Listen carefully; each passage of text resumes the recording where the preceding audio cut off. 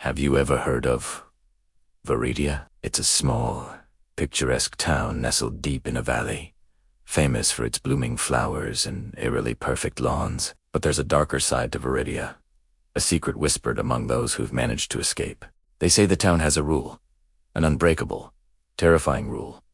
Everyone must be indoors by midnight, because in Viridia, after the clock strikes 12, the town begins to delete people. My name is Leo, and I used to be a skeptic, a travel blogger, always chasing the next strange story. Viridia was supposed to be a quirky little entry for my blog, a feature on America's most bizarre towns. I arrived on a sunny Tuesday afternoon, and it was everything the brochures promised. The air smelled of honeysuckle, and every person I met greeted me with a wide, welcoming smile. It was almost too perfect. I checked into the only inn in town, a quaint establishment called the Sunflower Rest.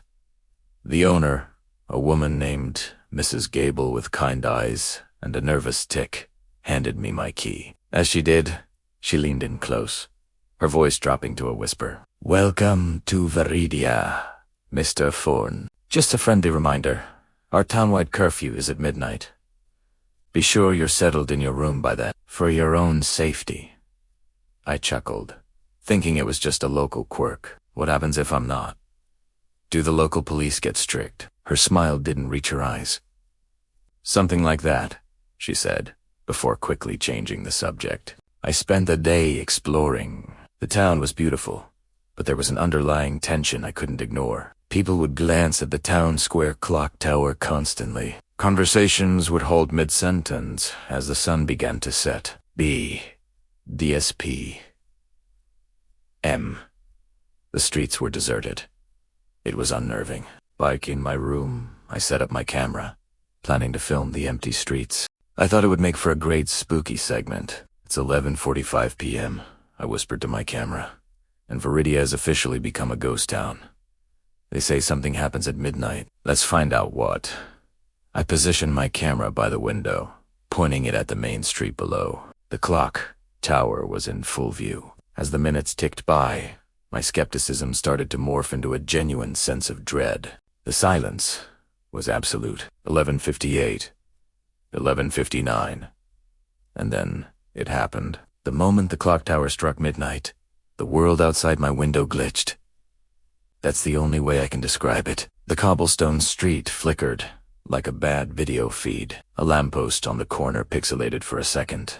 10 reform it. I felt a cold, not tighten in my stomach. This wasn't a prank. My eyes scanned the street, and that's when I saw him. An old man, Mr. Henderson, who I'd spoken to earlier in the day. He was struggling with his groceries, having dropped a bag of apples. He was just a few feet from his front door. The clock had struck 12. He looked up, his face a mask of pure terror. And then he started to disappear. It wasn't a fade. It was a deletion.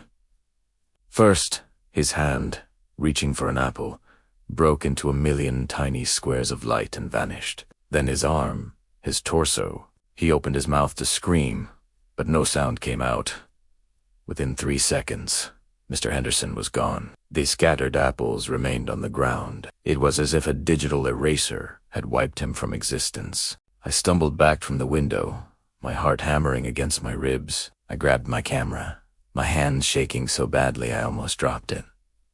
The footage was there. It was all there. The glitching street, the disappearing man. I had to get out. I waited until dawn, not sleep in a wink. As soon as the first rays of sunlight hit the street, I packed my bags and ran downstairs. Mrs. Gable was at the front desk, humming a cheerful tune. "Leaving so soon, Mr. Thorne?" she asked, her smile as wide as ever. I have to go," I stammered. "I saw what happened last night. Mr. Henderson. He's gone." Her smile faltered for a fraction of a second. She glanced around nervously. "Mr. Henderson, I'm sorry. I don't know anyone by that name. Lived here my whole life. Are you sure you're feeling all right?" It was then I noticed it. The portrait of the town's founding fathers on the wall behind her. Last night, there were 5 men in the painting. Today, there were only 4. An empty space, seamlessly blended into the background, was where the fifth man had been. They hadn't just deleted the person, they were deleting the memory of him. I didn't argue. I just paid my bill and ran to my car. As I sped out of Viridia, I looked in my rearview mirror. T-Town sign, which ad read, "Welcome to Viridia Pop. 526 now, red pop. 525. I drove 4 hours without stopping. When I finally pulled over at a gas station, I checked my camera. I had to show the world. I had to prove I wasn't crazy. I scrolled to the video file from last night. My blood ran cold. The file was named corrupted_data. I tried to open it. A single message appeared on the screen. File not found. It had gotten to my camera. It had deleted the proof. But it didn't delete me, and it didn't delete my memory. I know what I saw.